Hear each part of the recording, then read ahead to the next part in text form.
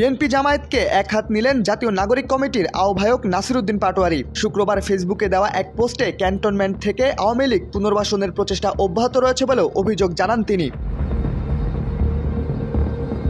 ফেসবুকে তিনি লিখেছেন, গত 53 বছরে জামায়াতে ইসলামীকে বারংবার রাজনীতিতে পুনর্বাসন করার প্রচেষ্টা করা হয়েছে। জেনারেল জিয়ার হাত ধরেই এই অবৈধ কাজ সম্পন্ন করা হয়। সেনা জনতার অভ্যুত্থানের ফসল লুটকারী জিয়া জনগণের অভিপ্রায়ের তোয়াক্কা না করে গায়ের জোরে এই অবৈধ শক্তিকে জনগণের ওপর চাপিয়ে দেয়।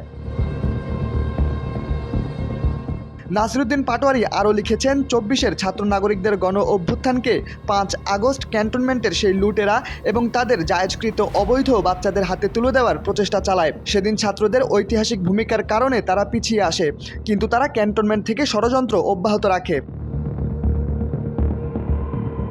ক্যান্টনমেন্টের ষড়যন্ত্রকারীরা দেশের ছাত্র নাগরিকদের গণতন্ত্রের পথ রুদ্ধ করার অভিপ্রায়ে 24-এর খুনি হাসিনা ও তার দল আওয়ামী লীগ পুনর্বাসনের প্রচেষ্টা চালাচ্ছে বলেও জানান তিনি। এমন অবস্থায় দেশপ্রেমিক ছাত্র নাগরিকদের কাছে কিছু আহ্বান জানান তিনি।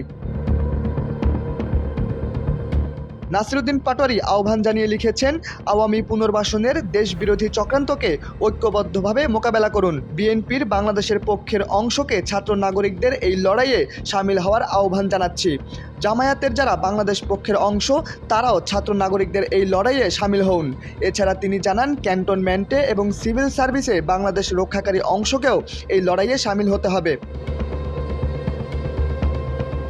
আহ্বান জানিয়ে তিনি আরও লিখেছেন, আমরা গণতন্ত্র চাই, রক্তপাত চাই না। আমাদের এই প্রজন্ম দিল্লি এবং আওয়ামী লীগ প্রশ্নে ঐক্যবদ্ধ। আমরা মরে গেলেও আমাদের অস্তিত্ব এবং গৌরবের প্রশ্নে আপোষহীন।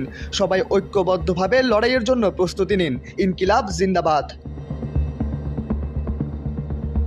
শাহরিয়ার আহমেদ, সময়ের আলো।